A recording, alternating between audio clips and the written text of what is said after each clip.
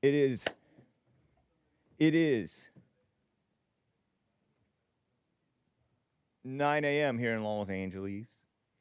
It is Wednesday, July, Happy White History Month, 2nd AD 2025. And we're going to have a fun, loosey-goosey, this is the Hake Report show, everybody. What is that, Alcatraz? I don't think so. I wish. Is that alligator Alcatraz? No, it doesn't look swampy and alligatory enough. You can call in 1-888-775-3773. Please note that nothing you hear on... What in the world? How come I can't pull it over? In the world? Let me check. Is that... I'm confused now. I pull it and I can't take it. I can't take it there. I can't take it here. I can't take it anywhere. Oh, did you? Oh, you still have to reset the thing? I guess it's a different computer entirely. Oh, Bill gave fake news allegedly. We're complicated business, folks. Maybe this will fix it. Is that it? That's the same thing. Right. Oh, now I can move it, though, at least. I've moved it into a different screen. So, yeah, there we go. Nice. Thank you, Anchor Baby. Magic. Stuff just, it's actually, they do all kinds of stuff to make it work because I want to know what I'm doing. Look at all, listen to all that. That's the road back up to, let me turn that down. Why am I so loud? Hake so loud. Showing people Benelli, beautiful Benelli Park. Let it be known that, man, oh man. Let me disclaim everything said on the Hake Report because it doesn't, just because I said it doesn't mean I meant it. I don't represent myself. But you represent you. You call into Hake, which you say is your responsibility. It's not me. Hey, cactus. It's not me. It ain't me, babe. Or whatever that guy, that John Fogerty? Or whatever that guy said. It's not me. I didn't say it. It was you. So you're responsible for you. I'm responsible for me. And I'm not even really hardly responsible for me. You know what I mean? So it's the views expressed here don't represent Bond. Not even meant to represent Bond or JLP or the network. Make sure you do catch, by the way, though, Punchie TV live stream today. Gonna be interesting. As JLP said, amazing. Tomorrow is, of course, we have American Anchor Baby after that. And we will have, let me turn myself down a little bit more. We will have the Men's Forum tomorrow night, the first Thursday of the month. The Men's Forum, rebuildingtheman.com/events. Okay? Do it. Do join us. I appreciate it. You will like it if you ever do join us. It's for men only, okay? So ladies, you're not welcome. You gotta, men only at the men's forums. Okay? But the ladies can come to the women's forums, and the ladies are welcome at church with Jesse Lee Peterson. Okay? Very cool.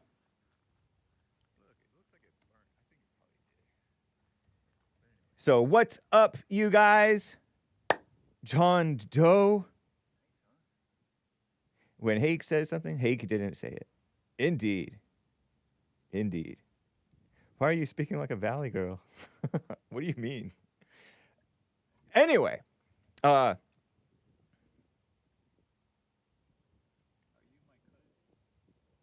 we have the disclaimers and the announcements. We have a lot of stuff to cover, actually. or that I would be interested in covering. And I think that you might be interested too.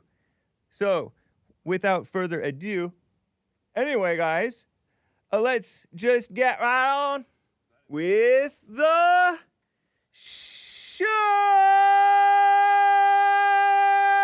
1, 2, 3, 4. Oh, it's the Hake Report. The Hake Report. La la la. Oh, it's the Hake Report. The Hake Report. La la la. Hey guys! Oh, it's the Hake Report. The Hake Report. La la la. Oh, it's the Hake Report. The Hake Report. La la la. So, how you guys doing? I am fine. I have my July Just Feels White t-shirt on. I feel like I just wore it like a couple weeks ago or less, or a little more, during like June.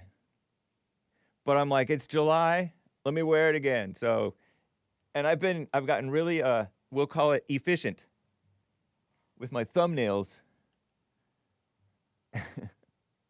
in which I merely take a screenshot and save it and call it my thumbnail. So it may look the same as just a couple weeks ago, but it's a different episode. FYI. My hair may be slightly different. Nice. Our prophet Hake, peace be upon him. Peba. JesseLeePeterson.shop. This exact color may not be available. It is a collector's item. So get your t-shirts because it is always a limited edition. Okay? Some more limited than others. You never know. Okay? So that is your heads up. But let's say you don't want to get this. Let me just show you the web page, JesseLeePeterson.shop. We're always working on updating and improving it. There's the Punchie's coffee, various types of roasts, medium roast, extra dark roast, which is lower caffeine content, actually, I heard. And Si Senor roast, single origin from Mexico. These are all blends, whatever that means, right? And then there's the July Just Feels White in the different colors. Only a few different colors, right? Cardinal red, black, gold, I guess.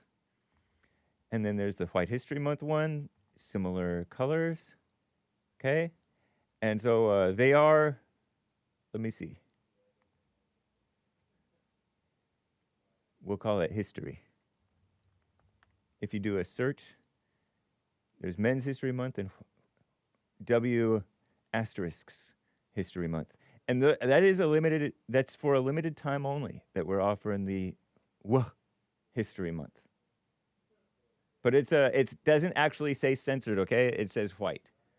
Just like we showed on the t-shirts yesterday, which we wore, JLP and I wore the White History Month t-shirts. Okay? It's about love. And you heard the blacks celebrating white history with us. So it is indeed for all races. Oh, what am I doing? I'm not even showing myself. Show yourself. Lord have mercy. It's horrible. I want to tell a quick story, white history story. A few years ago, probably, I was taking my walks. You know, I was starting to take walks because I'd gotten a beta back, and I started to, you know what, I need to walk. So 2, 3, maybe more years ago, I walked around. I'm like, I have my White History Month t-shirt on. And so I felt slightly odd walking around the liberal neighborhood over here. I'm presuming it's mostly liberal. I don't know, LA, liberal, right? And so I feel like kind of funny, but I just keep going. And then I walk by this young Asian young man, about my age, plus or minus 10, 15 years. You never know, maybe 20 years, plus or minus. I'm pretty sure he's younger than me. And what does he do? He does this. He hits his chest with his with his whatever. I think he went like this. You know, when you have your and did like a little show of, you know, white solidarity. Not to use the, pardon me for using a communist buzzword, solidarity, but it was funny. Nice. That was amusing. Right on. So that's your little story. So you may find people more agreeable than you realize, or surprisingly disagreeable. So, little White History Month T-shirt story. Very nice. Shout out. The Asians know what's up. The young ones, sometimes. Anyway, right on. Shout out. And I tell that story partly because it's for everybody. It's for everybody to appreciate white people. And it's not to appreciate Hake necessarily, although Hake is white. There are aspects of Hake's personality which are pretty undeniably white. And some of them are not very white, actually. What a shame. The white ancestors would be shaking their heads. But FYI, it's appreciation, white appreciation. I think even Ronnie, if I'm not mistaken, I could be mistaken. I think even Ronnie values White History Month because he likes history. And so Ronnie in Ohio, who is black and thinks racism is real and a bad thing and stuff like that, but he, I think that he loves white people. Oh, and speaking of that, real quick super chat that I neglected. I showed it on air, but I did not read it on air. It was a mess yesterday. The clock is back on time. Nice. Jermaine bought a coffee yesterday. Happy White History Month, Hake, and to the team, right on. And happy Canada Day. Yesterday, July 1st, AD 2025, was Canada Day. Did you know? That's cool. That's cool. I forgot Friday is the 4th of July. Oh, crap. Oh, sorry, kids. Don't say that.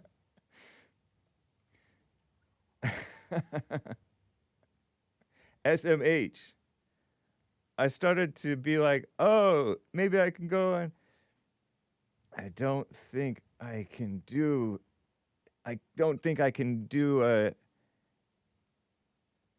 it then. Oh, man.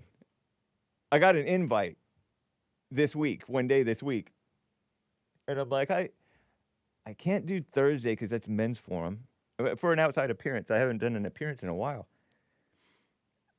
Thursday's the men's forum. Today is, I'm going to be busy with like Punchie TV, the taping and stuff.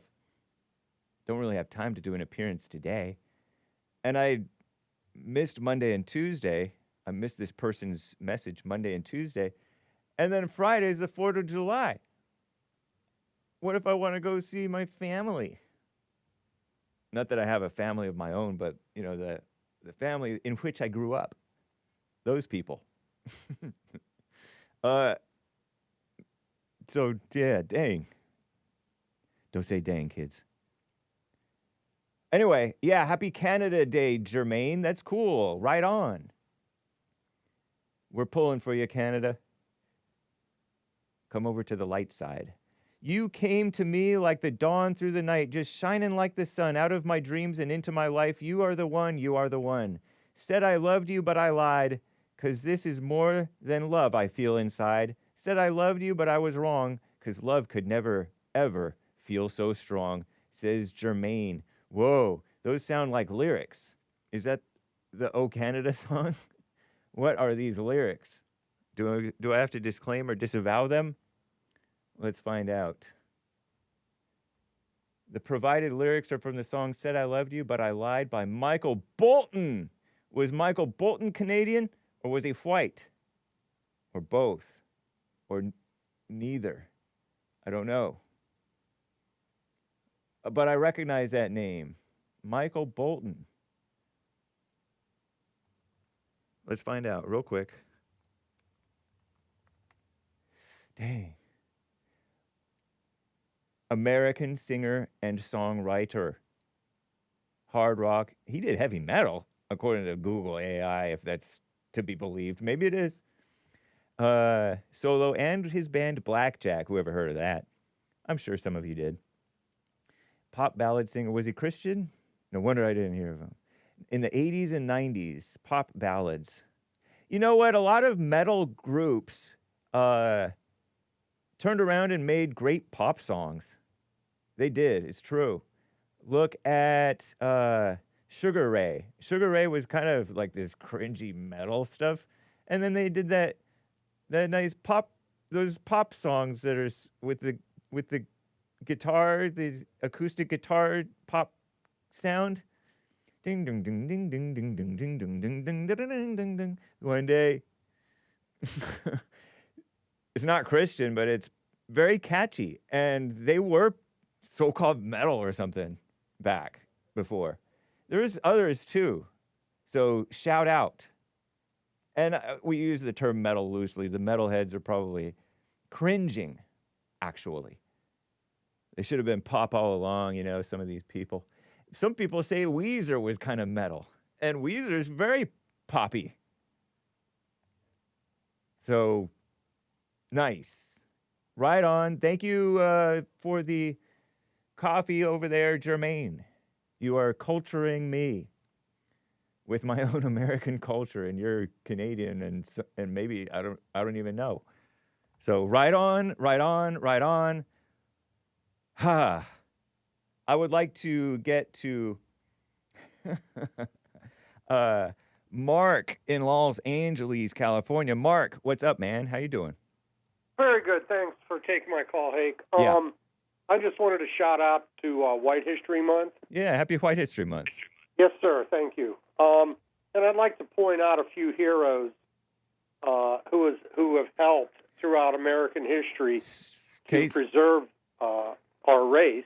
Yeah. And I think because it is White History Month, these men need to be recognized, at least in a shout-out. I'm only going to name a few, but one of my favorites was Theodore G. Bilbo. He actually introduced legislation to deport Negroes back to Africa back in the 40s. But, of course, Roosevelt rejected that. You know, Roosevelt's wife was a communist. Really? Is this FDR? Yeah, FDR. Okay, not to be confused with Theodore Roosevelt, who was not as bad as Franklin. No, Theodore Roosevelt was a white hero. Yeah, I think you might be right. Yes, another white man that I would recognize as truly contributing to our survival would have been the men who fought in the Confederacy, General Lee and many others who fought to keep slavery. Not that I advocate slavery, but it was the only way to keep American streets safe. Because the only time America had safe streets, relatively safe, I mean, there was always some crime, but was when we had slavery. When we had slavery, all of our big cities were safe, and it was safe for a white woman to walk down any street in America up until slavery ended. That's when the problem started. Yeah. And then 100 years later, we had the Civil Rights Movement, which took away rights from white people, the right to segregate, the right to sell your house to who you want to, all that, a right to not be subjected to double jeopardy, like so many of our police officers, you know, have been subjected to double jeopardy when it comes to arresting a Negro. And there are many others, but I guess the one white man who stands out the most as a hero to me personally, as a person who tried to save the white race, it's actually a tie. I would say it's either George Rockwell or J.B. Stoner. Those two men exposed the Negro Civil Rights Movement for what it was, a communist conspiracy, and they did their best in their writings, in their speeches, and in their activities to preserve segregation and preserve the white man, preserve the white race. And being that it is White History Month, and a lot of young people, a lot of young whites aren't aware of the heroes of our race. Right. And I've only named a few, but there's many, many more. And they're not going to learn it in schools. The schools will only point to white sellouts, white traitors. Earl Warren, I don't know if you know who that is. He did irreparable damage to our country under the Warren Court. They're the ones who pushed Brown versus Board, which is totally unconstitutional, federalized our schools, and integrated our schools to our detriment. Also, I have another thing I want to say. In the future, when I call and I refer to like a big city like Chicago, and I'm going to ask for permission to say this because I don't want to get you mad at me or get you in trouble, which I don't think it will. I'll just refer to those big black cities as Kushtown. I think they should wear Kush as a badge of honor since the country of Kush, the fairy tale, as I call it, was so great. Why don't we call our major black cities in America Kushtown in memory of the great civilization of Kush? Is that going to be okay with you, or what do you think? They do smoke a lot of pot. You can do it, I guess, or whatever, man. Yeah, well, that's where I mean, personally, I have no way to prove it, but personally, I think that the pot term for Kush was taken from that fairy tale country that they talk about. They figure that's something we could call our dope in memory of our great ancestors. By the way, and I know you don't like to talk about it, so I'll only ask one question. Can you name one single contribution to mankind and world history that came from the country, or whatever you call it, of Kush? Can you name one? Can you name a leader or a contribution that was made by this fairy tale? I cannot. I don't know history. I don't know well, much I don't about either, history. but it's pretty evident that did you ever hear of this country when you were in history class in school? Did they ever talk about Kush? I don't remember. No, I could tell you they didn't. I know you're a little younger than me. Yeah. It was never even thought of. It was just make-believe, and I believe the only reason it's brought up now is because CRT has infected our school books and our social media. I think But it was thank God- I think it was a significant at the time, but it's not significant today. Well, I don't know. I mean, if you want to believe it, that's okay. Yeah, But- I just tend to think that it was real. If Herodotus, or however that guy was pronounced, he was like the father of history. If he talked about it, and maybe some others talked about it, I think that it was probably a real thing. It just was. Some people may overstate its significance to kiss up to blacks or whatever. Well, But the only question I have about that, are we to just ignore Arnold Toynbee? Are we just to say, because I don't think Arnold Toynbee, whatever that guy's name was, I don't think Toynbee was ever explicitly said that Kush was made up. Well, he didn't say that. Right. But I So- did read you the quote. Yeah, the quote said that there was no They've never civilization. contributed black people to the creation of a single civilization in world history. Yeah, That's pretty strong. and so he may not have meant it in the way that you're taking it, because you're taking it in a way to deem, which we've been over this a bunch of times, but Yeah. you're taking it to mean that Kush could not have existed because of his quote saying that.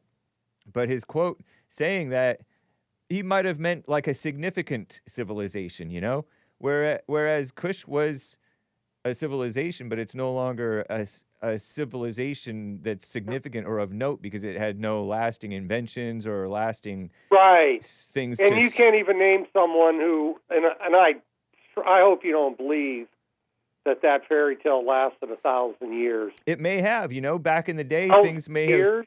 Well, think about it. The way for others in the world to travel was not as rapid as today. Today, we can travel across the world and just take over a country if we wanted to. But back in the day, 1,000 years ago, or however 2,000 years ago, they didn't really have rapid transportation that we know of. So Well, there they wouldn't have did in been there wouldn't have been many people very interested in going to a landlocked country. I think it was landlocked. I could be mistaken. To take over their civilization, you know? Well, I don't know how Toynbee could have missed it. He lived thousands of years after the Greek historian, and I don't see how this Greek historian could really. But he may not have said it in a way. He may not have missed it. He just may have been, because this is not the only one. He may have just said that as either like an exaggeration or in a way that is like, oh yeah, Kush, of course. But he might not have really cared about Kush because Kush didn't really matter in his day. Kush mattered. I don't know Kush if it mattered didn't matter. more. He did. Kush mattered more in Herodotus' day because he was contemporary with Kush. Herodotus didn't have the technology. Right, but he was there at the time. Okay, but you said I think they didn't have means of transportation. Well, I'm just saying they didn't have like air power to go and take over the place. No, I'm not talking about taking over. Just exploring. But my point is about taking over is a country that is untouched by outside forces is going to last for 1,000 years, perhaps. Well, if it was untouched by outside forces, how do we know it existed? It did. There was interactions. I heard, according to a story that one of my other callars brought up. The devil worshiper. Okay, yeah, we'll take his word for it. I do. I know and you he's not necessarily a devil worshiper. He sounds like. Yeah. If he sounds like one, if it walks like a duck, and it sounds like a duck, it's a duck. Can't prove it, and he isn't man enough to admit it. But the whole thing about Kush is a lie, and I'm not going to go into it any further because it's fake history. But, again, there's no evidence that it existed. You can't name any person who lived in Kush that was a leader of any kind. No names. What's funny is that you're a bit invested in it, and it's amusing to me that you're invested in debunking when somebody Kush. openly lies, when there's an open lie, and it casts doubt on whether or not black people ever created a civilization, it's worth discussing. I mean, because I don't want students in school to be hoodwinked into believing something that isn't real. I mean, it's bad enough. Right, but you don't want to believe something's fake that was something at the time. But it's just because it was something at the time doesn't mean that it means that. Well, look at it doesn't mean that it was something that lasted the way that the white civilizations have lasted. Well, no, 1,000 years would be longer than any white. I know, but I don't know. Back in those days, stuff lasted longer. People lived longer. 1,000 years in the middle of Africa. Yeah, I mean, but think about it. This is before Christ. Pardon? This is before Christ, I think, or right around those times. It's like the hoax of racial equality. Why wouldn't it last in the middle of Africa? Well, you could see what's there now. Are there remnants of Kush? Are there remnants like we have? Yeah, there's like a little bit of ruins, according to Google images, that look like it might have been from Kush. I don't know. Yeah, look like they might have been. I'm saying that because I'm not that interested in it, so I just looked around Google images of Kush ruins, and I saw ruins that might have been from Kush. I'm not that interested. You're more interested probably in the it. way Chicago will look in a few decades. Yeah. What Kush looks like now, Baltimore, all of our great black Kush cities in America will turn into what Kush is now, ruins. Yeah. I mean, it's just scary when you think about it. Yeah, it's a mess. What I think the worst, and I'll finish with this, Hake, being that it's White History Month, the greatest detriment to white history in America was the passage of the Civil Rights Bill in '64. Really bad. And then with the affirmative action in the '70s. Tie that together with the black crime rate and the attitude of black people since the Civil Rights Bill, and you've got a divided America with no future. At least no future for the whites, for white America. Yeah. And many black people and their politicians will even say that. For example, the communist that's running for mayor of New York, he explicitly said he wants to tax white people. That's his words. Those are his words. It's a racial attack. It's a form of robbery. He said that, huh? I know that he mentioned taxing the rich. And I've the heard white. that people have said that he's been quite anti-white, and I wouldn't be surprised.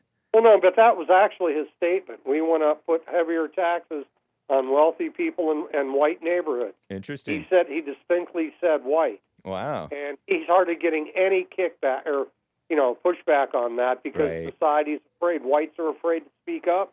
It's okay to hate whites, which is yeah. not right. And, right? one other thing. Did you hear about now they're actually threatening the lives of ICE agents' children? Wow. And you Yeah, know that was what? the head- You know what? You bring up these ICE agents and how, according to you, they're threatening lives of ICE agents' children. I hadn't heard that, but I do know that communists are against America existing. They're against borders. They're against walls. They're against the law. They hate civilization, right? They hate whites. I would. And- that would and describe listen to this. Mamdani or whatever his name is in New York. Listen to Everything this. you just said describes what he is. Yeah. Listen to this. There is a woman in somewhere in America who is pushing this bill. I think it's a nationwide bill to unmask ICE. So all these people who are, these people, men usually, who are going to enforce the law and capture and hopefully deport these illegals who don't belong here. This woman, politician, wants these ICE agents not to be masked so that they can identify who these agents are. And the So claim, it could be doxed. yeah, so that they can be doxxed, exactly. And the pretense is that, because some of these agents might do something wrong and they need to be identified. And so if they do something wrong, then we can hold them accountable. The public can hold them accountable because these people are just kidnappers. They're lawbreakers. They're accusing the ICE, who are enforcing the law, of breaking the law with no evidence. And like you said, to dox them, basically to threaten them, because the left, the communists, the Democrats who are against enforcing immigration law are pro-violence, pro-intimidation, pro-threats. Exactly. So that is so crazy and evil and subversive. And just like a woman, actually, I hate women, right? Like you say. It's Okay. just like a woman to do an underhanded accusation at the people enforcing the law to protect the criminals and the that's illegals. what Scott Wiener's trying to do in California. Yep. And I don't know if he's a man or a woman or whatever that creature is. Yeah. He's trying to he's trying to unmask and dox ICE agents and cops in California. Wow. Yeah. Oh, yeah. I don't know if it's going to pass. They should ignore these fake laws that are meant to hassle law enforcement. And now, I don't know if you heard the latest. Some judge, I don't know where it was, some commie judge says that Trump cannot take away the temporary status of 500,000 Haitians. They can't be deported till February 1st, even though the Supreme Court said federal injunctions are unconstitutional. The judge is doing it anyway. Uh-huh. And I don't know how that's going to work out, but we're stuck with 500,000 of these savages who killed every white man and woman and child on the island of Haiti 150 years ago. We got these creatures amongst us in this country, and a judge is telling us we can't deport them, at least till February 1st of next year, because conditions in Haiti are too dangerous for DHS people to go there, so why should we send Haitians there? Well, it's their homeland. Yeah. And if they don't want to send 500,000 of those demons back to Haiti, send them to the South Sudan. Send them anywhere. Just get them out of here. Indeed. That's bad news. I saw it on Newsmax this morning. I thought the federal injunctions were stopped last week by the court. But these commie judges are still at it. I don't know how they're going to handle this one. Interesting, But man. can you imagine how hard it would be to get rid of 500,000 of these demons that Biden brought here? Biden brought these Haitians here, and they're the lowest of the low. Yeah. I mean, they are the lowest of the low of all the people that broke into our country under Biden. It's and terrible, some man. judge is stopping the Trump administration from deporting these criminals. I don't know how that's going to work out. and I hate to be the bearer of bad news, but America is going to turn into Kush, and if present trends continue, unless Trump, who may only be a speed bump in this process, unless it could be reversed, we're doomed. And there are people who call your show that are just giddy about it, that are just happy to see this happen. But that's Satan. Satan is gleeful at the misfortune of others. And the really sad part is, some of the people that call your show have very, very low IQs. Right. And they vote. Yeah. And that's the real scary thing. I know. Is that these dopey people who hate whites and are too stupid to know that Trump's doing the right thing are voting. Yeah. And that's scary. Like I've said before, we need to bring back literacy tests.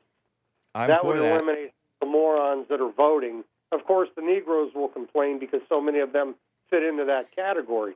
So they're not going to want that law. They don't want what's right. They just want what's anti-white. Hey, I just made up a slogan, didn't I? You did. They don't want what's right. They just want what's anti-white. Thank you, Mark. I appreciate it, man. Happy White History Month to you. Thanks. Bye-bye. Bye. Wow. A quick couple of super chats. Let me read the chat. Acknowledge you. Creighton, Buddy. What's up, fellas? Dustin. Thank you, J.C. Lee Peterson, rating the stream over there on the Rumble crew. But on punchy.tv/Hake, you can go over there. Nicole and Jim in Alaska are faithful viewers there who chat every day on this platform that we created, punchie.tv/Hake. He asked, why do you have to censor the word white but not the word black with regard to blacker than black coffee? Well, because they consider White History Month to be racist, when it's not. It's about love. It's about everybody. Because who is more welcoming to all the other races and fair to all the other races more than whites? And all the other races know it. If they calm down long enough to be fair-minded and honest, they know it. It's even white not to be into being white. It's a little bit off-white to be pro-white. You know what I mean? To be white and pro-white. That's why you end up finding Jews and Italians and Irish and Mexicans and others who are more pro-white, and blacks who are more pro-white than the whites. And part of that is that false guilt, but part of it also is actually an okay thing. Actually a good thing, because you're not so identified with your body or family. You put what's right above your family and your friends and stuff like that. It's more of like a Mexican thing to put your friends and family above the law or above what's right. I was arguing with an old friend from high school on Facebook 10, 12, 15 years ago or so, 17 years ago maybe, about deporting the illegals. Because JLP shocked me one day when he said, all the illegals need to be sent back. I'm like, whoa. Because I had accepted the false argument that they're here. I'd heard somebody say that somebody said, my position on the illegals is that they're here, so let them be here. And so I'm like, oh, okay, yeah. And then I heard Jesse say they need to be shipped back. I'm like, well, maybe he's not right about everything. And then later I hear him on the radio asking this woman who's for the illegals, is it right that they come here and they're here illegally and they're taking the services, not getting along with the blacks, hating white people, crying racism, and is it right? And she couldn't answer that. And that's when I realized, oh, politics isn't just prideful hating necessarily. It's about right versus wrong. Because up until then, I was like, oh, politics just is so ugly. Even though it's about right and wrong, you get puffed up on your ego and you get ugly about being quote unquote right. You notice that? Or you get ugly pushing, calling wrong right if you're a liberal, mostly, right? The liberals call wrong right. The conservatives call right, but they're wrong in being for what's right because they're all prideful and angry and mess.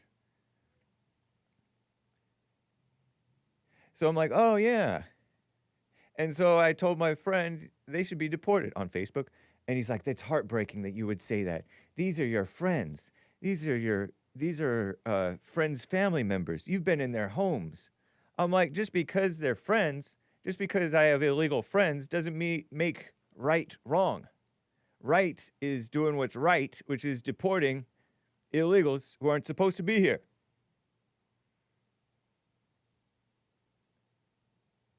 It's not about, oh, it's my friend. Let's make an exception. That's corrupt thinking. That's hookups. That's nepotism. And they accuse the whites of being nepo babies. You know what I mean? Crazy. Crazy. Give me a break. But shout out. I still like the Mexicans. I've adopted a lot of Mexicanity myself, for better or worse. No such thing as a friend, says Dr. Z-Rock. Indeed. That's right. But I love the illegals. I love the Mexicans. I love the Salvadorians. I like them. I even like the Haitians at a distance. Shout out.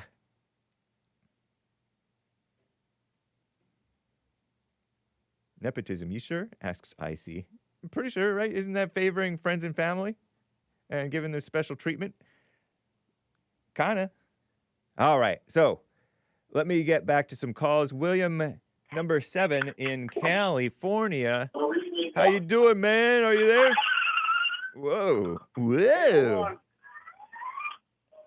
You're Can you hear me okay, Hake? I can now. You were making a whole lot of racket just now. I know, good Lord. Oh, Lord. I didn't do it.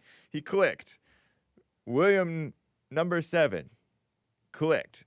Call back. Daniel in Tejas, Texas, is on the line over here. Daniel, how you doing, man? I'm well. That'll be a tough act to follow. Indeed. White History, James. Happy White History Month. Thank you, man. You know what? I thought of you. It might have been Monday after you asked me what I was reading. I'm like, wouldn't it be so white for me to read every day for White History Month? And I haven't read once. Terrible. That just tells you that all thoughts are all lies all the time, because that would be nice. But thoughts are vain. They're vanity. And I felt good about the notion that, hey, I think I might read every day.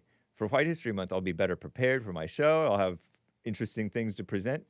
And I didn't do it. Yeah, I mean, I'm laughing, but it's not right. It's terrible. If you did that, I wouldn't have any interesting book reports because you'd be able to do it all yourself. That's true. So I'm just here to fill a need. That's right. You're our resident reader. Yeah. Yeah, I'll take it. Resident reader. Nice. Well, if I don't get a hold of you, happy Independence Day. Yeah, thank you, man. I should be live, as should JLP, and I believe Anchor Baby, American Anchor Baby. And I'm not sure if the Fallen State, I think it is. I think the Fallen State with Kira Davis is going to happen on Friday. Because people tend to celebrate the 4th of July later afternoon, evening. So, nice. But anyway, yeah, thank you. Happy Independence Day to you. Thank you. I wanted to share a little bit of white history, but first I want to address the funny mishap or miss whatever that we had with you thinking I was talking about Leon Trotsky. Yeah, you were talking about Leo Tolstoy, and I'm is he the one who invented the word racism and pushed the word racism? No, I don't think he even talked about that. And sure enough, I was talking about the communist, I think, Leon Trotsky. Yeah, I'm not. I haven't read anything by Leon Trotsky. But you probably have a better where handle the Inquisition was coming from now. Yeah. Because Leo Tolstoy, you guys may know, guys may recall, wrote the book War and Peace, which Daniel in Texas is reading again, I guess, a second time or however manyth time. And not to be confused with Leon Trotsky, the revolutionary evil person, I think. The revolutionary J-word communist. Yeah. But which Karl Marx was a J-word from Germany, and I think he lived in Britain or something. Yeah. But I don't think any of that had anything to do with Leo Tolstoy. Okay. I'm certain of it. But Tolstoy predates or was older than them, right? Just by like a few decades, probably. Oh yeah. I don't know how much older than Marx he would have been, but his ideas are very different. And anyway, I'm kind of revisiting, that kind of comical thing, but I wanted to talk about something American for White History Month. Yeah. And I want to talk, I've talked about other fiction, like The Lost World coming out of Britain and, Tolstoy and Dostoevsky. These are Russian writers. Let's talk about historical fiction American writers, Okay. So, at great risk to your policy of not pandering other works or whatever, at great risk, I trudge forward. Not promoting. Not promoting stuff. This is not a promotion. This is just an observation. Okay. That's all this is. So we have a lot of brilliant fiction coming out of the United States. And one of what I think was the most resonant fiction writers was Larry McMurtry, who wrote about the West. And his fiction stories about the West are, in my opinion, unparalleled. When you look at other writers like Cormac McCarthy and all that. After I read Larry McMurtry, and then I visited other writers of the genre, nobody hit as hard. And you may know him from a series called Lonesome Dove, but that's kind of his magnum opus. Is that 4-book series that I think he wrote in the '60s. But it begins with Dead Man's Walk, then it's Comanche Moon, then it's Lonesome Dove and Streets of Laredo, and it follows 2 ranch hands that become rangers, and it's this incredible journey that they embark on. But it's a total fiction. So I just wanted to share that. So it was turned into a movie too, huh? I think it was a television series or a movie. It may have been both. Okay. Yeah. Which is fun. I haven't seen any of it, but I've seen snippets of the televised stuff. But what I'm familiar with is the books. Okay. And McMurtry also did a Billy the Kid book. But in terms of good American wholesome historical fiction, I don't think you can beat Larry McMurtry. I mean, he can tell a story. Right on, man. That sounds like a English or more likely maybe even Irish name, since it has a Mc in it, McMurtry. Yeah, right. Larry Jeff McMurtry. That's a nice name. McMurtry. McMurtry. You're right, with an R. Yeah. Try. Born in Wichita Falls, Texas. That's where I believe Bill Lockwood is. Mm-hmm. Wichita Falls. He's from Arizona. It's close to Oklahoma. Okay. Yeah, kind of north, sort of North Texas. Interesting. Yeah, I think Bill Lockwood broadcasts out of Wichita Falls, and he extended his broadcast to San Angelo, Texas, which is the biggest city in West Texas. Wow. Okay. McMurtry. And that's kind of the area where Larry McMurtry books are. McMurtry. I butchered it again. Terrible. That's not very white. Nice, man. But he writes about their dealings with the natives, and being these cowboy lawmen. And man, these characters are just unforgettable. You know, the depth of these characters is really engaging. You get to know the Indian, you know, like Blue Duck and what they're all about. You know, you get to know each and every one of these individual characters. There's a like this kind of Mexican warlord sort of entity that they deal with in Comanche Moon. They deal with Comanches. They deal with Apaches. In my opinion, the weakest book is the last book in the series, but that's because they kind of aged out. Like, you follow their, basically when they're very young men all the way until they're old men throughout the series. Okay. Yeah. It's an epic, man. It's an epic. So he wrote Lonesome Dove, Streets of Laredo, and then 2 prequels, Dead Man's Walk and Comanche Moon. Right. All adapted as the TV series, and the 1985 Western novel, Lonesome Dove. Oh, wow. In the 80s, they were making great stuff. Oh, it's the 80s then, yeah. And so in 1989, it was adapted as a TV miniseries starring Tommy Lee Jones and Robert Duvall. Those are a couple of pretty good actors, I would say. I think. Yeah, big name actors. Yeah. Interesting. I'm not familiar with the televised stuff, but yeah, the books I highly recommend. They are very impressive. The writing that takes place over the course of decades is phenomenal. So the setting just kind of develops. You mean like he didn't take decades to write it, you're saying, but the writing, the setting the story, takes place over a lifetime. Yeah, the story is people's lifetimes. Wow. Yeah. It's basically a lifetime of dealing in the Old West. Wow, that's cool. Larry McMurtry. Yeah. You wanted to? I wanted to share something American. You know, this isn't just White History Month. It's White History Month being broadcast out of the United States of America. That's right. So. Yeah, and that's what JLP's motive is anyway. It's not necessarily just about Greece and Rome or whatever, or Christopher Columbus and all those people. It's a America, appreciation for America being founded and built and made great by whites. Yeah. So, yeah. Cool. No more communist Russian fiction from me. Nice. But not necessarily communist. Not really communist, but Tolstoy we just say was that not a communist, we don't think. Yeah, if it's foreign, it's communist. True. I know, that's terrible. That's my ignorance. Yeah. Well, great contribution. I appreciate that, Daniel. Thanks, man. Sure. All right, I'll let you go. Bye. All right, bye. Let me get back to William, number 7 over here. He disconnected quite, it was funny, but what's up, man? William. Hey, so let's see if third time's the charm, yeah? Yes. All right, so hey, I wanted to get understanding and I'm not trying to start anything.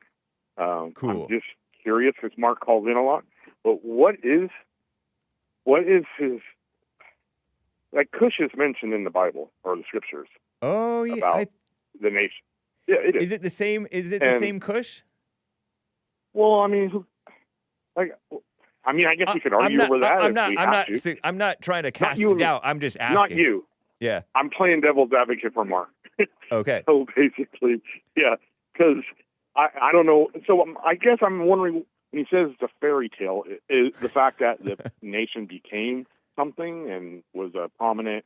But I'm just wondering how we can know about something that was either 2,000 or 3,000 years ago, when we know how big the Earth is. The countries are huge. You got different nations in Africa.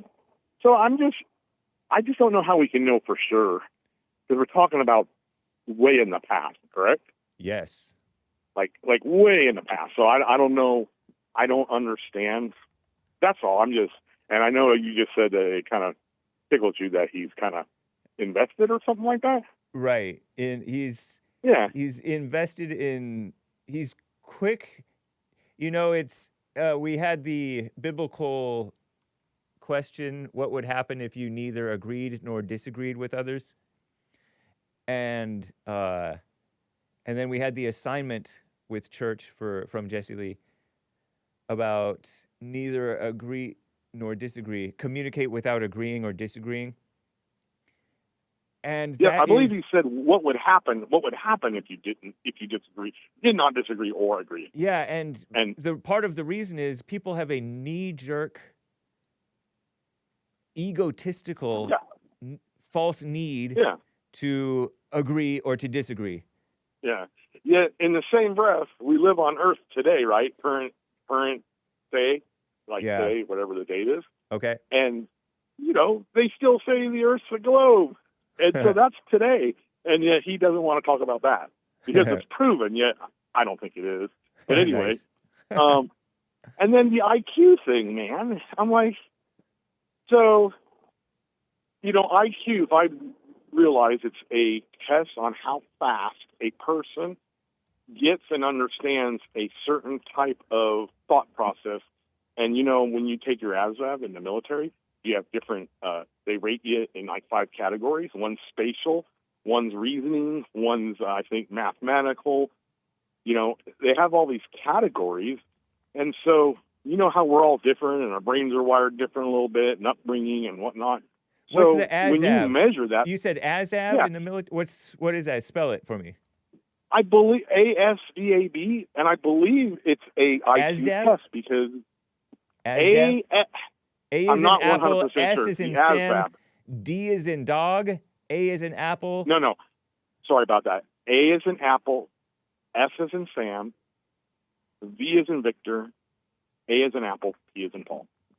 Oh, ASVAB. Or no, I'm sorry. B as in, yeah. Anyway, it was a long time ago, so I can't remember. It's some kind of sport. But if I remember right, vocational aptitude they will not let battery. you in the service. Okay. Yeah, they will not let you into the military if you're below an 85 because they say there's no useful job that you could do unsupervised, regardless of training. But I don't know if that's true or not. Yeah. So anyway, I just think to dog someone all the time about their IQ, I don't think you pick or decide how smart you are. I don't think. I think maybe with training and I guess, I don't know. I mean, so, about elections, when I used to vote, I would get all this stuff in the mail, these pamphlets that tell me what I need to know about each issue.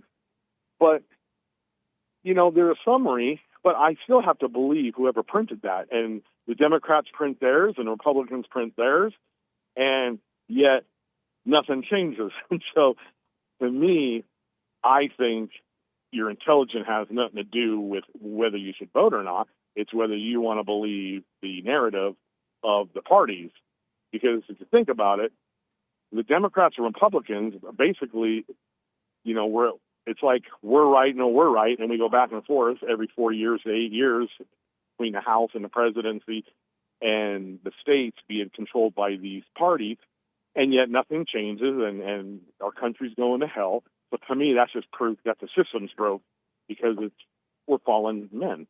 And usually people in power want power, and that's probably the problem, of corruption. So that's what I think the truth is. I don't think it really has nothing to do with IQ because I consider myself to be not dumb, but I'm not the smartest person.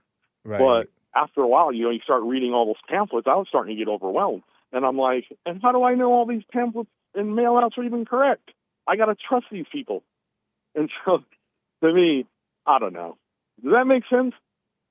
Yeah, I too don't really. Or did that make sense? It might make sense. I don't know how important IQ is in terms of a person's behavior and judgment for right and wrong. I think IQ measures how fast you grasp a concept. Okay. And there's different. If there's ever. different. Right. Yeah, there's different. Exactly. There's different. What does Jordan Peterson say? There's different. Not dominions, but different realms of activity that we humans do, and some people might have a really grasp on hands-on, and that means they make good plumbers and electricians, and there's people that can think good or write good, or are good at math and doing engineering, so buildings don't collapse. And then there's history, and then there's a lot of different things that we do, and I just think. Are you still there? William, I think you went on mute, you boomer. William number 7. Earth to William number 7. Come in, please. Come in, please. Are you there, William number 7? It's terrible. He just disappeared. He floated off into space, into the ether. Or is it ether? Ethernet. Ethernet. We'll check on it. William number 7 for me there, out there, if you can.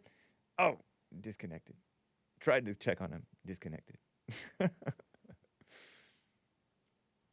Nice. And I'm not saying it's not important. I just don't know. It's kind of like genes. People attribute everything to genes now. Or they over-attribute to genes. It's kind of like saying, were the gays born that way? Or is it a choice? That's a false dilemma. Because no, it's not a choice. And no, they weren't born that way. Is a possibility of neither, you know?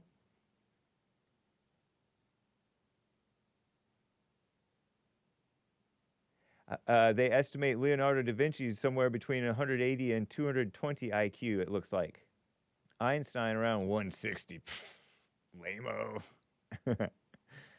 But I don't know. They say Blaise Pascal. I don't know how they estimate these people's IQs. Because did they have the tests back then? But whatever. Intelligence quotient. The average being 100. 100. And you're considered still in the average range at 115. But if you're above 115, you're considered above average.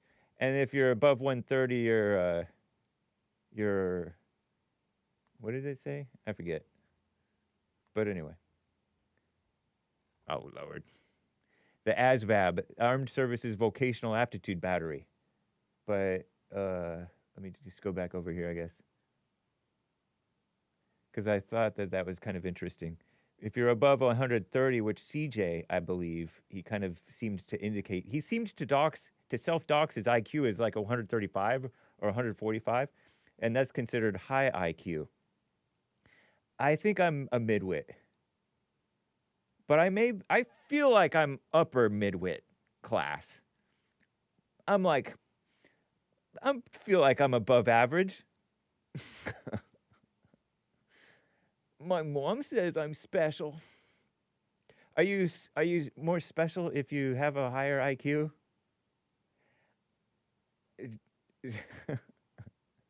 Anyway, look at JLP. What's his IQ, do you think? I don't know. Like Lin Yan Chin says, you can supercharge your IQ, I'm probably butchering his statement, by having stillness. When you're calm, you're more perceptive. Which is good, I think. Like he said, get an understanding. Shout out to Lin Yan Chin. And so it looks like William number 7 did indeed fully disconnect. So let me read a few super chats, shall we? Before I get back to calls, I guess. Sion says, I had my second MRI and I was crying for my mama and Jesse. And claustrophobic, I was squeezing the technician's hand the whole time. He was very patient. Has that ever happened to you? Phobia of the MRI machine? I shall not dox whether or not I get scared of close quarters or cramped quarters, or whether I've ever done an MRI. I shall not self-dox that. I've doxed too much about myself. But this time they had to put something on my neck that made it worse. Stunned, shocked face with the sweat or tears coming out and crying streams. Ask Jesse about this too, says Sion. Wow, Sion. really going through it physically. I wish you well, Sion. Thank you for your support. Wow. And happy White History Month to you, Sion. Love ya. Cesar or Caesar, 3 coffees. Sup, Hake? It was nice to hear from Mark today. He sounds like he's doing well. What's up with Joe, man? Is he banned officially? Yeah, officially, Joe from Phoenix. I wanted to wish everyone, all the banned people, well on this beautiful White History Month. We wish you well, you white and Christian brothers, you banned people. I can think of 2 banned people off the top of my head, but there may be more banned people. I did a year of Jubilee to unban some people, but there are some who did not even get Jubileed, you know? So yeah, he's officially banned, but it's an amicable ban. It's a friendly ban, okay? Because we wish all people well. We love everybody. So I really appreciate Joe. I appreciate his advice.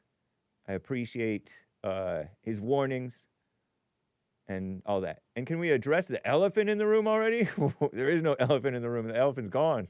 I don't know if I just missed it since I've been busy these past couple of weeks, but what happened to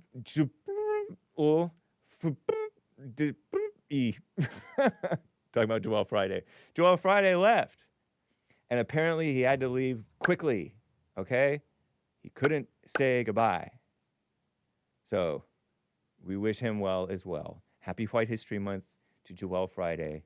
Wish him well. Of course, you don't have to answer that last question, bud. Indeed. Indeed. Side note, hey, will you ever do some push-ups on stream one day? Laughing face, big laugh with tears coming out, question mark. You know, it's crossed my mind not to stream it necessarily, but to like record myself exercising. Would that be cringeworthy? Anchor Baby did it, but Anchor Baby did it when he was in his 20s or early 30s. I'm in my 40s. But, you know, it could be kind of like instructive. There's these guys who exercise and they record their exercises. Most of them are fitter than Hake, probably, right? Maybe by most, I mean all. But, you know, whatever. Gregatron does it. He exercises. He's big. He's like Bruce Lee. But it has crossed my mind to do my 12 push-ups and bridges. I guess you would call them bridges because I don't like the term, that dog term. Ugh. And leg lifts and bicycle sort of crunches and pull-ups and no weight squats. But I do it slow on the eccentric because I learned from that Russian Jewish-based pro-soy, pro-tap water Mike Israetel, whom you guys don't necessarily admire as much as I do. Happy White History Month, Mike. Not that I know him, or he may disavow me or disclaim. But yeah, he has good advice in terms of, you know, not getting injured and actually like exercising the muscle. Although they say to go fast on the up, but I can't necessarily. Okay, I won't dox whether or not I can push up really fast or pull up really fast. I pull up pretty slowly and push up pretty slowly. But, you know, I'm trying not to be injured. I'm remedial fitness level and whatever. Exercise is better than not exercising. I call it exercise. I don't call it working out. You guys work out a lot. No, we exercise. One good thing about my upbringing, I appreciate my oldest brother for this, Happy White History Month, is that I was like 5, 6 years old, and every night we had to do push-ups, pull-ups, and sit-ups. Back then we did sit-ups. And my dad had us running. So I had a nice little, you know, mini base, if you will. Right on. Whatever. So vain. Such vanity. Thank you, Cesar or Caesar. As always, man, for the support. That's cool. And Sion and all of you guys. Lin Yin Chin cracks me up. You. Why are you so you? Funny. The Hake fitness routine is jumping rope twice. I should totally do like jumping jacks or jump rope or whatever. Stop the cap, Hake. Anyway. Somebody once said I look like a 12-year-old. I have the body of a 12-year-old, which stuck with me. It was amusing. Yeah, okay, so rest in peace. Little quick news break, guys. Rest in peace to Jimmy Swaggart. Yeah, huh? Dead at 90. Gone too soon. The tender age. I believe he had like a heart attack, maybe even on stage or something. I forget what it was. But mid-June or so, I saw this thing. I think it was being pushed by YouTube, for which I'm grateful to know about it. His son, Donnie Swaggart, also dedicated to that ministry. Frances Swaggart was Jimmy's wife. Now she's his widow, because he's gone now, according to the family and the report. Yeah, Jimmy Swaggart. This is what very fake news, commie nonsense network, anti-Christian nonsense network said. Televangelist, a mere televangelist, they call him. Jimmy Swaggart died at 90. And I was never into televangelists, really. I was a normal Christian. But, you know, it's an American thing. But he was like I think he stood for what's right, basically, you know, which is a good thing, from what I understand. Became a household name. I'd heard the name as a kid. Amassed an enormous following with his multi-million-dollar ministry. And this is what Commie Nonsense says, only to see it all undone by a S scandal. X-say scandal. Sex scandal. Because he was in with, I don't know, they said something about prostitutes or something. His ministry, they say, was toppled by prostitution scandals, dies at 90. But it wasn't all undone because he continued on. And they still had the Swaggart thing forever. So it wasn't, I guess it toppled in some people's minds, but people's minds, toppled in people's minds is no good. As the great pop group Weezer sang, we were good as married in my mind, but married in my mind is no good. Because that's not true. So toppled in their minds is not true. Because he continued on, right? They kept on preaching. I don't know, maybe he took a break or something, but yeah, they continued on. A Louisiana native. So that's fake news. Maybe a lot of people fell away, right? But I have sinned against you, he told the parishioners nationwide way back in a tearful 1988 sermon. I was not aware of anything in 1988 except being a first grader, or maybe second grader, because that was end of first grade, beginning of second grade. Doxed. 6, 7 years old. I have sinned against you, he told the parishioners. I don't think that's true, Jimmy Swaggart. Rest in peace. I beg you to forgive me. They don't, it's not, he didn't sin against it.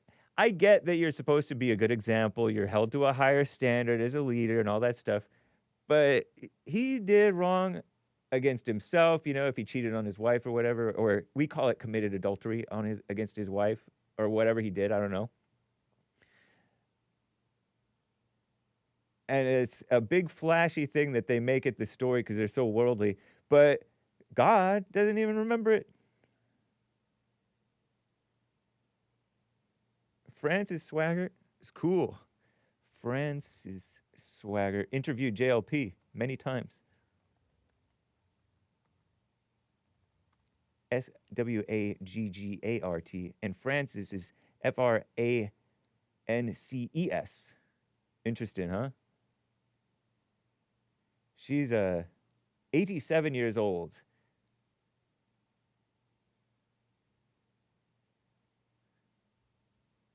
host of the daily television show Francis and Friends on Sun, S-O-N, Sun Life, all one word, capital S, Sun, capital L, Life, Broadcasting Network. Francis Swaggart. She's kind of older than Boomer, right? And so she's posted this thing.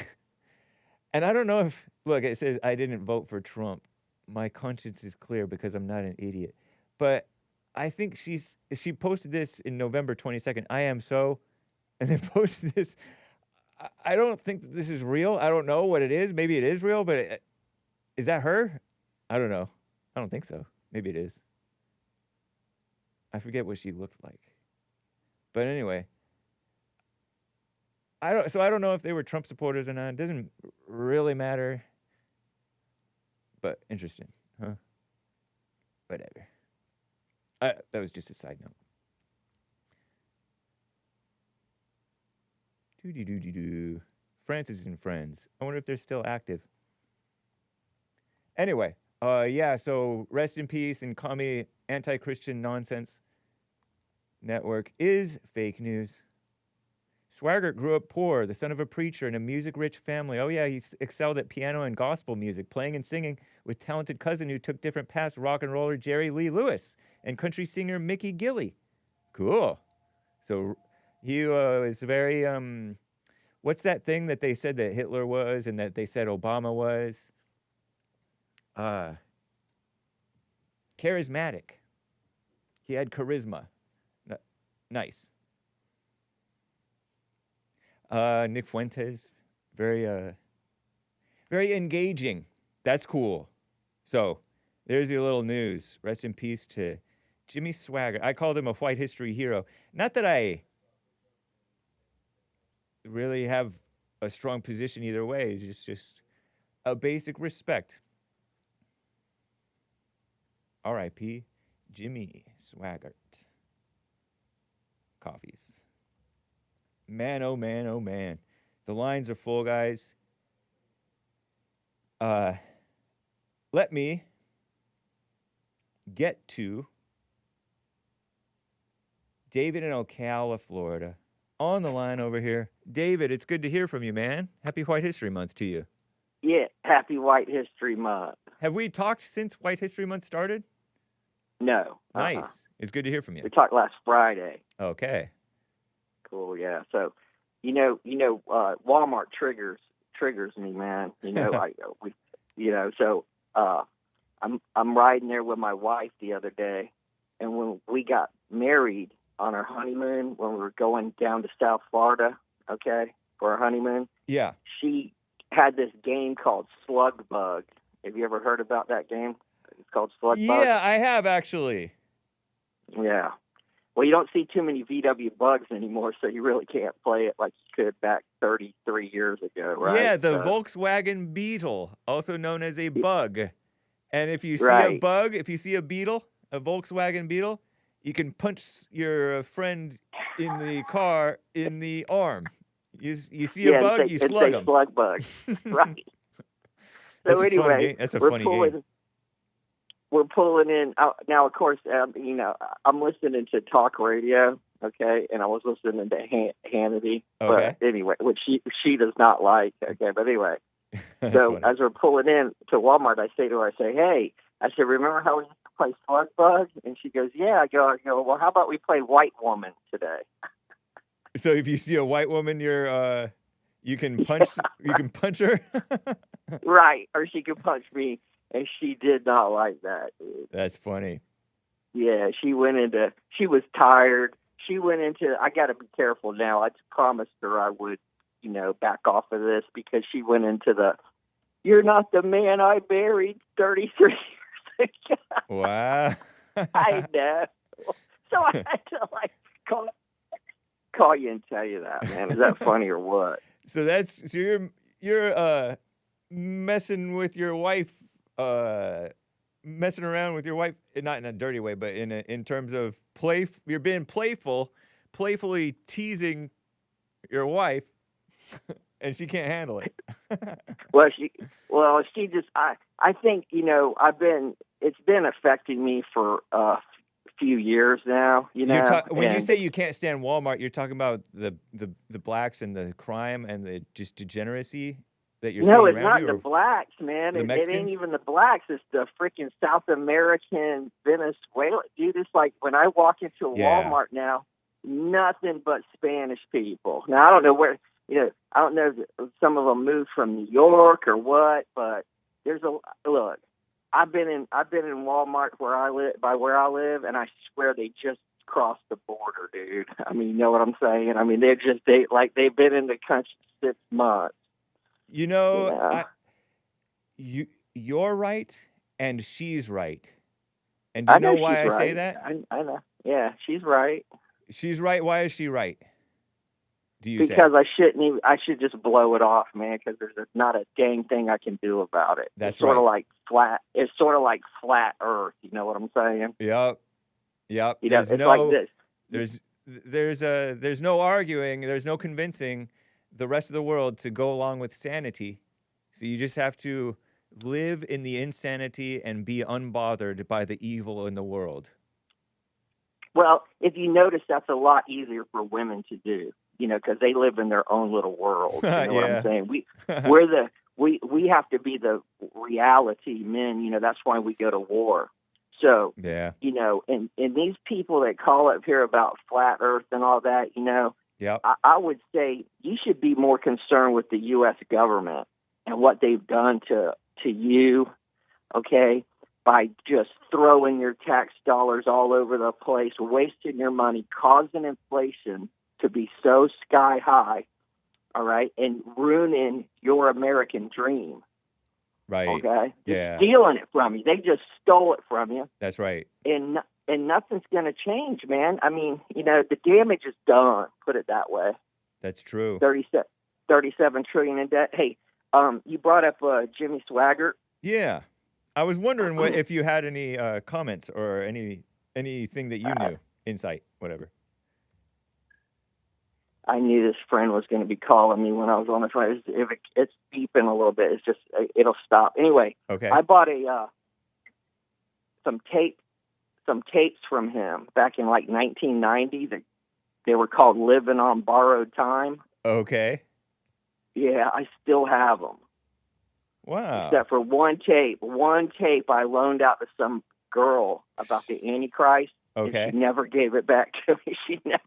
I never got it back. There's Typical. like 6 tapes in it. Yeah.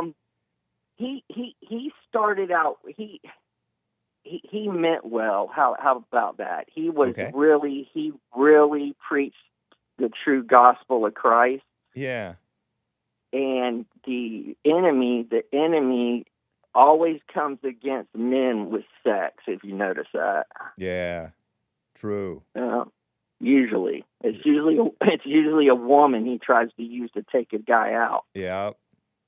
So that's what happened. He just, I don't know. But after that, he continued on as he should have, I think. Yeah, well, it took him a few years to bounce back. Okay. Yeah. He never went back into the deal like Jim Baker did, to where Jim Baker's selling, what do you call it? Survival food, and just these people that it's $179.95. Get your supply of survival food. Does that feel sort of grifter-ish? Oh, of course it is. Okay. You know what I'm saying? Jim Baker was spelled Bakker, something like that? No, I think it's Baker. Okay. His first wife was Tammy. Tammy, she died of cancer. They're the ones that stole everybody's money with these timeshare deals back in the 80s. I forget the name of the place. It was supposed to be like a Disney World thing, for Christians. You go there and, you bought timeshares. And anyway, they just got rich. A lot of people have gotten rich Tammy off Faye. of God. Tammy Faye. Yeah, Tammy Faye, yeah. Well, he had Lori Tammy Faye was 1961 to 1992. First wife, and Lori's the second. Lori was married. He married in 1998. She looks so much like Tammy Faye too. It's funny. Oh wow! So it's actually spelled with 2 K's, But it's pronounced Oh, Baker. is it? Okay. But it is pronounced Baker, is it? Yeah. Okay. Yeah. But so Jimmy, Jimmy bounced back. He Jimmy his Swaggart? son, preaches a lot there, I guess, at the church once he got older. Yeah. But according to what I read, he had a heart attack at the house. Oh, okay. It wasn't on stage or something like that. I may be confusing it with that black guy from Potter's House, the guy who had some type of medical incident on stage. Oh, TD Snakes. TD Jakes, yeah. Snakes, you call them? TD Snakes. Yeah. How about this? Watch this. This is why you got to be careful with God, even me. There was this preacher, right? And they got video footage of him. He's up there preaching to his congregation. And he's telling them how he's not going to get the shot, and everything like that, which I understand that, right? Yeah. But he says, there's no way I'm going to die from COVID. And 2 months later, he was dead. Wow. COVID And killed him. it was by way of, associated with the virus? Yep. Wow. You shouldn't be making claims like that because you don't know. You're not God. Yeah, that's right, man. And so it's like I tell people, because the faith movement, they were like, big. That was big back when you were a kid. Yeah. You probably remember it. I do. Anyway. Yep. Yeah. Well, what I tell people is this: I go, well, speak in faith. God in the back. Right. Huh? Speak it in faith, and it will be done. That type of thing. Yeah. It's sort of I feel like it's a misinterpretation of what Jesus said about you ask anything or you speak in faith or whatever. You can tell this mountain to move. But I think it's a misinterpretation. They're concerning themselves with worldly things, I guess. Go ahead. Right. Well, I always tell them, hey, listen, John the Baptist got his head cut off and put on a platter. Don't you think Jesus loved him? Okay? Yeah. So what's going on with that? That's right. But listen, I know you got to go. Let me just tell you this real quick. I spoke to you about this one other time, but July the 4th this year will be the 40th anniversary from when those 3 young kids, we were all young, we were like 19, tried to kill me. Whoa. How old were you? They were 19. Were you 19 too? No, I was 19. Yeah, I was 19 and they were 19. Wow. And one of their brothers was probably like 21 or 22. Wow. I can't. You told me this before? Yeah, I told you one other time about it. I told you that one of the guys called me up, looked me up on Facebook, and told me how sorry he was. Uh-huh. And I told him, hey, listen, here's my phone number. If you really want to help me out, you need to give me a call. And he did. He called me up, man, and he totally apologized to me very sincerely, okay? Nice. And, I know, man, it really helped me. It really helped me out. I think this is going to be the first 4th of July. Well, he called me last year right before 4th of July. Okay. Yeah. So he actually, listen to this, man. I heard a text come through on my phone at like about 5 o'clock in the morning last 4th of July. And the dude texted me and said, David, I hope you have a great 4th of July. Nice. Right on, man. I know, man. That's cool. And listen, it really, forgiveness, people don't understand how, forgiveness does set you free. If a person's sincere like that, because he was, it really helped me out because I knew, I could hear in his voice how humble he was and how upset when it hit him, years later, what he got himself involved in. Yeah. You know what I mean? That's cool, man. Yeah. That's a nice little all right, report. man. I sort of remember you mentioning this before. Yeah, well, he had a piece of glass cut near his jugular vein at his job, and he lost half his blood. Oh.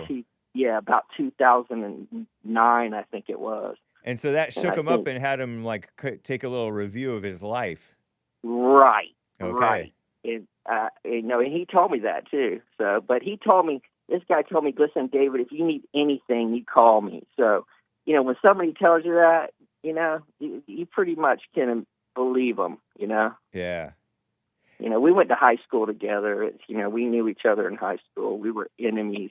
In fact, I tell my mother, I tell my mom, I said, nobody in high school would ever believe that David and Johnny made up. Yeah, for real. I know it. All right, man. Have a great day, y'all. You as well, David in All right, buddy. Ocala, See you. Florida. All right, bye-bye. Bye. Bye-bye. Just because he's called David doesn't mean he's Jewish, Creighton, in the world. It's a Christian name, too. I got this message, this super chat. Big Bump said, Trotsky may have out-Marxed Marx. Wow. Leon Trotsky. They called it Trotskyism. So, just FYI, Trotsky may have out-Marxed Karl Marx. No, not out-Marxy. Wow. Okay, interesting. And before I get back to the calls, I wanted to show you a little bit of news. You know, it's not even really news, really. It's just people talking. Mamdani, okay? Mamdani. This is, I'm probably butchering how his name is really supposed to be said. Mamdani. On Trump's deportation threat. I saw this on Drudge Report. Let's see if Drudge Report still has it.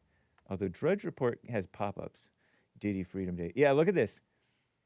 Because sometimes I will check Drudge. I've just, you know, thought, let me see. I haven't checked it in like years.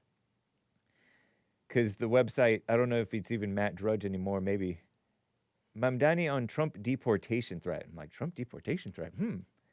So Trump threatened to deport this Zohran Mamdani, the socialist Muslim mixed anchor baby mayor or whatever he is, I don't know, wannabe mayor candidate for the Democrat Party. Not a wannabe candidate. He is the candidate, I guess. On Trump deportation threat, listen to this. We won't accept this intimidation. I'm like, that's an interesting word. And Trump ramps up the threats to arrest him, they say. Let's see if this is coming up. Ramps up threats to arrest Mamdani. And this is MSN, which is probably Intelligencer. Okay, it's some other outlet, okay? On Tuesday, Zohran Mamdani's victory over Andrew Cuomo in the Democrat primary for New York City mayor race became official, setting up the party's nominee, blah, blah, blah, blah, blah. President Donald J. Trump threatened, says this news outlet, to arrest Mamdani depending on his future actions as mayor, and signaled support of his general election opponents. Trump was asked at an unrelated press conference in Florida, perhaps he was visiting Alligator Alcatraz, about Mamdani and his past pledge to refuse to cooperate with ICE, Immigration and Customs Enforcement, if elected mayor. The president issued a stark so-called threat. Well, then we'll have to arrest him. Look, we don't need a communist in this country, but if we have one, I'm going to be watching over him very carefully on behalf of the nation. Yeah, because if he's subverting the law and aiding and abetting illegal aliens, the way that other sanctuary cities, so-called, are doing in sanctuary states, Mamdani, a naturalized citizen born in Uganda, raised in New York from a young age, may try to break immigration laws. A lot of people are saying he's here illegally, says Trump. We're going to look at everything, Trump said. Do they?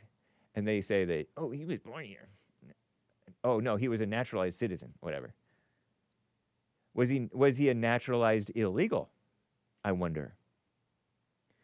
The Justice Department announced they're expanding their Trump's immigration crackdowns to include naturalized citizens who have committed crimes. Interesting, right? You get naturalized, but then you turn out to be a criminal?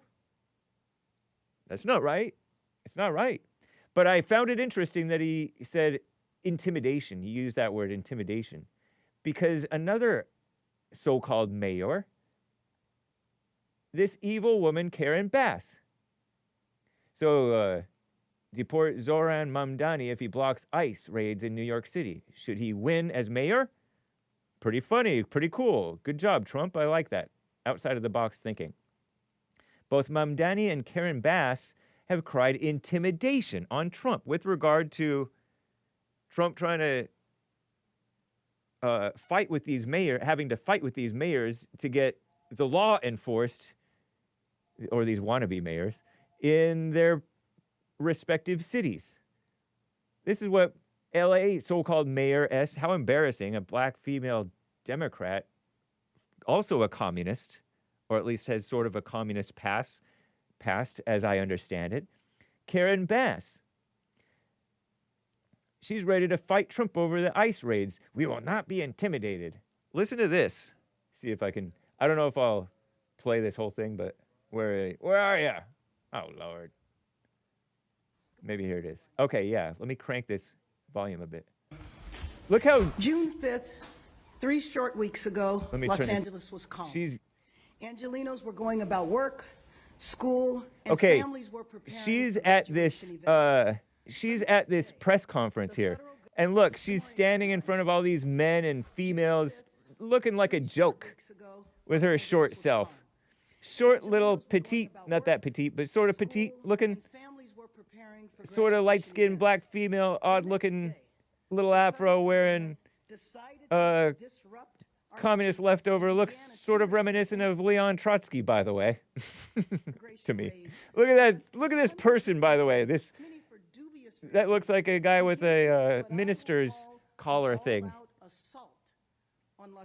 He's saying that Trump is doing an all-out assault on Los Angeles. This is why I got a little nervous wearing my White History Month T-shirt, because all these liberals supposedly voted her in, which I believe it. What I will call an all-out assault on Los Angeles. First the raids, then randomly grabbing people off the streets. Oh yeah, so random. It's not random. It's not necessarily random. This is from Ani News, and their source is Reuters, far-left Reuters, who get a lot of good photographs and good video, apparently. And, you know, they have it's a big, huge commie capitalist organization, a la far-left extremist Associated Press. Sort of similar in my mind. Chasing Angelinos through parking lots, sending in federalized troops to stand idle, protecting... Why are they running? Why not just surrender? They better chase them. What, you're not supposed to chase them if they run? Here, let me show the transcript, because I want to find the word intimidated. Okay, here we go. Let me be clear, I personally won't be intimidated by these tactics. Why does she have to say that? Trump isn't trying to intimidate. That's their thing. The liberals try to intimidate. Trump is not trying to intimidate. We will not be intimidated by these tactics. I will always protect Angelinos against the unwarranted and cruel actions of this administration. What an evil woman, huh? All that intimidation. Why are they all using the same word, intimidated? Trump is not intimidating anybody. He's just enforcing the law and putting them on notice that you break the law, you help lawbreakers, you aid and abet illegal aliens, which she calls Angelinos. And they push fear-mongering, too. They're like, oh, they're scared.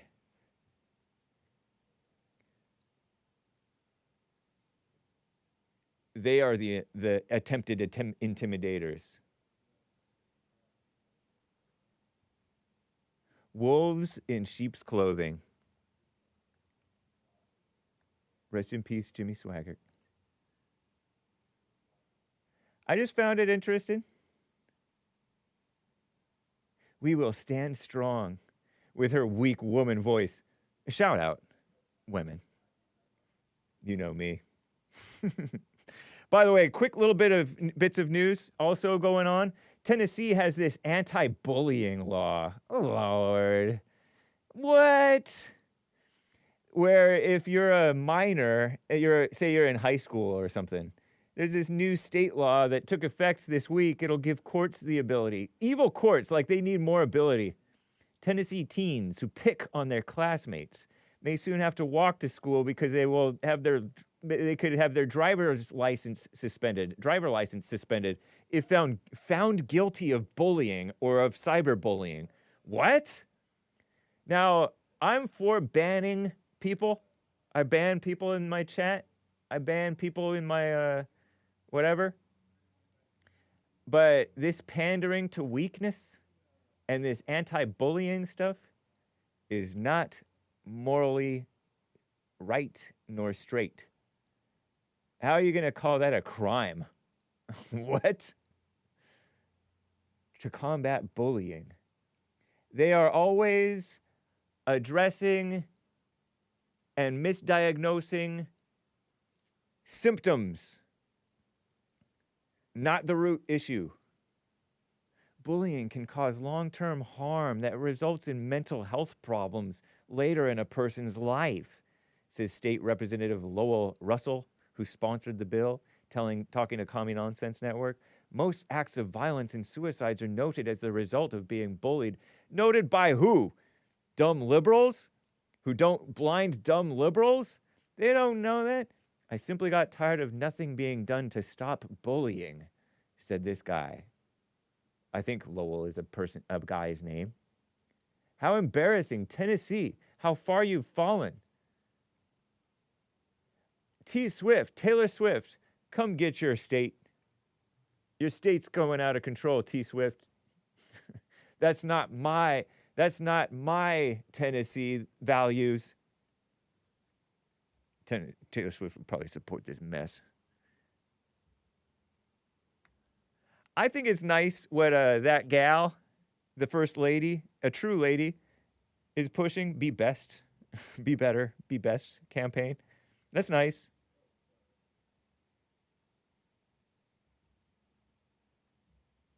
But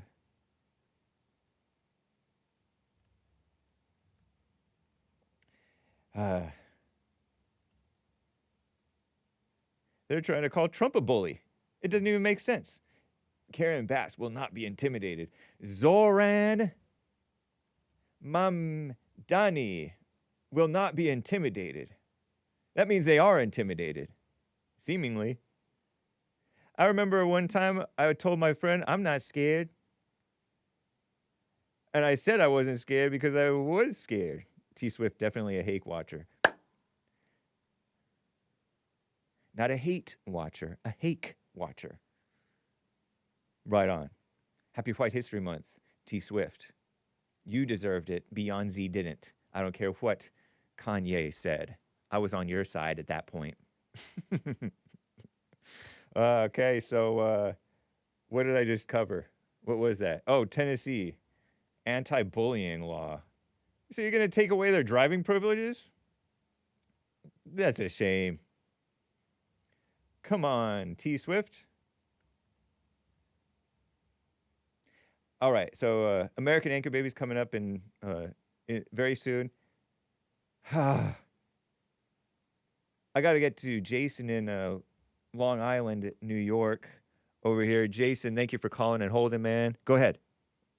Hey, James, how you doing? Doing well. How about you? Fine. I'm gonna keep it piffy, because we don't have that much time. Indeed. Go ahead. Yeah, and I can feel the rush. My heart's pumping because I'm talking to the Hake Report. Okay, well, just calm down so that you can be clear and precise. Go ahead. Okay. You know how you're so family-friendly and you never curse? Yeah. And you have children that watches your show sometimes? That's right. I was thinking maybe you should do a Hake plays, playing video games. Have you ever played them? Not recently. That's an interesting suggestion, man. I appreciate the suggestion. Hake Gaming Channel. If you don't have a console, I'll send you my Xbox 360, I will. I shall. Don't be sending it right now. Don't send it at this time. I'll be your producer for the Hake Place if you want to, I know it's a lot of work. Yeah, it does sound like a lot of work. Well, well, I am amused and tickled and flattered that you would suggest this and that you would offer to help so much and contribute. But yeah, you'll be perfect. Let me sit on it, sit with it for a while, man. Yeah, and if not, I remember when you should do it. If not, then you should do it. Yeah, if why you not? have time. But I remember when Jesse used to do it, but I know, me Jesse's too. I loved old. it when you did it. But the games that they put Jesse to play was GTA 5, and Jesse doesn't know how to drive or control the camera. You know. That's true. Yeah. Yeah. He so was if really you play, good though. maybe... I really liked JLP in a VR chat. Because he got to have some real conversations with some real interesting young people. Yeah, I remember that one. Yeah. That one you just talk, so that one is perfect for him. Right. But you should just play some platformers, just talking, because you always talk about politics, but you should take a break once in a while. I agree with you on that one. Thank you. Yeah, you should play some Sonic the Hedgehog, It's a nice game. Thanks, man. I got to keep it moving because I want to I want to be fair to my callers who've been on hold for so long, at least as many of them as possible. All right. Thank you for taking my call. Yeah, Appreciate thank you, man. Bye. Call again if you can. Take care. I will. All right. Alex in California is, I believe, on the line over here. Alex, thank you for calling and holding, man. What's up? Hickey Bear, do you copy? I do indeed. Do I have people after me? I hope not. Okay, well, let's go high BPM anyway. Okay. First off, quick joke. Setup. Black people can't hear smoke detectors. Punchline. We come out with a line of smoke detectors that instead of going beep, they go N-word. I laughed too hard at that. Nice. Next, quick thing. Reading is bad for you. Why do you say that? It puts a major strain on your optical nerve. Whether you're conscious of it or not, you're probably putting the most amount of focus on your eyeballs when you're reading. Yeah. You're straining your eyes. You're focusing on these little edges of these little tiny letters, and you just, however long you're going about it. Right. It's bad for your eyes. A lot of readers have to use glasses. And then I think it causes personality problems too. I've noticed with a lot of people who are really into books, they're obviously intellectual. Yeah. But they have absolutely 0% self-awareness of like how slow they talk or how boring. Like they don't pick up and read the room. Like if what they're talking about is boring, like they just keep yammering on about it. Okay. So yeah, just those things. I'm not saying nobody should read, but if you're going to read, just realize you're destroying your eyes and you're becoming a boring intellectual. Very good tip, man. Very good tip. And then the main thing I wanted to talk about, I recently watched I don't really watch movies too much, but I was watching one that kind of caught my attention. And they were discussing about how basically the devil uses humans, like he attacks humans, or he's basically trying to destroy us to attack God. Is that correct? I've heard people say that. Yeah. Yes. Okay. That's right. So in my mind, I guess this is fairly black-pilled. But like if the world is run by Satan and it's his design, like basically everything we do would be to serve him versus God, unless you truly are like really on that narrow path, as they say. Yeah. Towards Christ. Would you agree that basically no matter what we're doing, unless we're serving God, it's basically serving Satan in the world? Yeah, I would. I agree with that. Yeah, I don't know. I mean, kind of keeping it brief on here, but it's kind of something to chew on, because it's like no matter what you're doing, it's pretty much all evil. Like I was thinking about the other day when we were talking about pot. I don't want to talk about pot today, but like there's a few judgments being cast, which is fine because we all judge each other. But right. I was just thinking about it. It's like we're all serving evil, and if you think you're special because you have like a wife and kids and all this stuff, that doesn't make you like above someone who doesn't, because chances are your children, even though you're trying to raise them right, are probably listening to rap music and watching pornography and treating each other horribly. Like it doesn't exclude you from the rest of us. That's true, man. Would you agree with any of that? Yeah, being self-serving And when you're self-serving, a lot of times people do things that look selfless, but it's really self-serving. That is serving Satan. Isn't Satanism do what thou wilt? And that's that's one of the main gigs, I believe. And selfishness is anti-God. So and not to put anyone on blast, but there's a particular caller from Minnesota who I think was kind of trying to push me into that category, like someone who just is doing things like for pleasure or to please themselves or whatever. Okay. Whereas I look at it more as like I'm trying to perfect like the skill that I have. Like it's work to me. Obviously I enjoy like the fun part of the end of it is listening to the music, but like making it and doing my best at it all, that's not like we're having fun. That's like hard work. And I feel like if I'm spending my time working, that's definitely not the same as someone who's just hanging out, smoking pot and growing their beard. So it's just kind of something I was thinking about. Right on, man. I appreciate the input. I'm starting to hear my voice come back on your phone, which happened last time too at the end. It's weird because you're not on speaker. Yeah. No, that happens though for phones. I don't know. But it's good to hear from you. Good Sorry, Obama. Good few points, man. I appreciate it. All right, you have a good one. You as well. Rob in NorCal.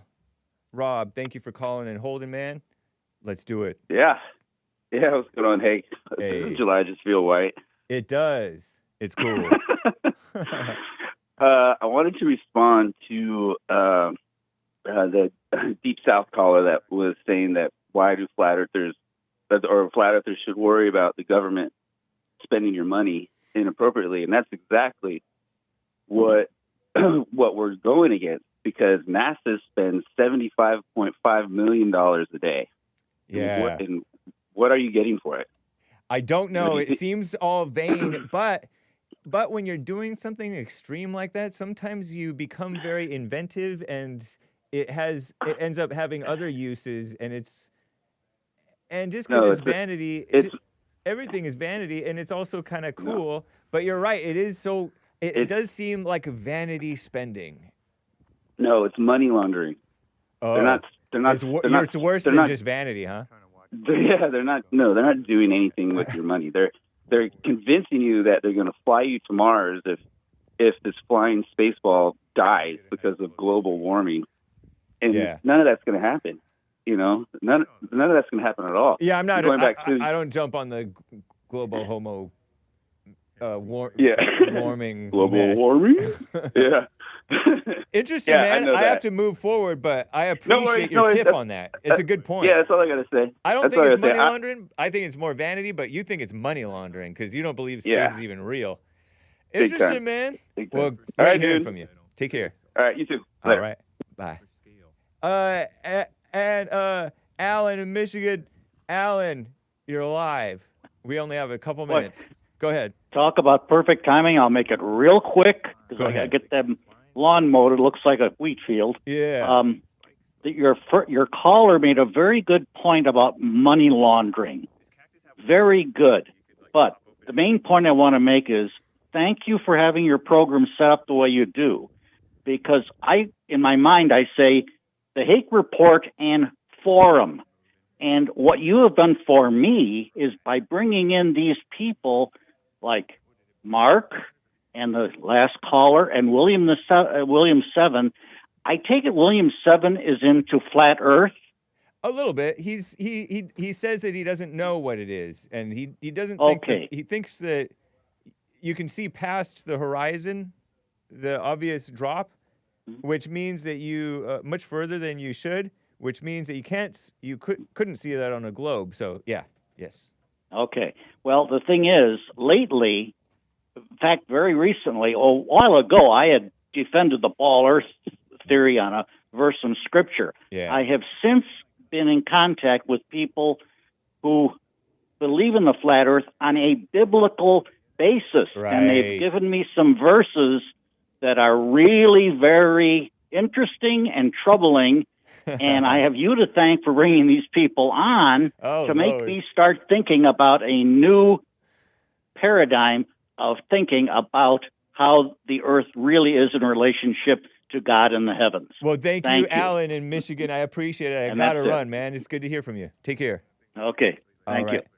And the rest of the callers, Rick, and Robert, and the rest of you. Robert wanted to talk about ministers of Christ. Bye, guys. Take care. Peace in the Middle East, or at least in your hearts. Maybe.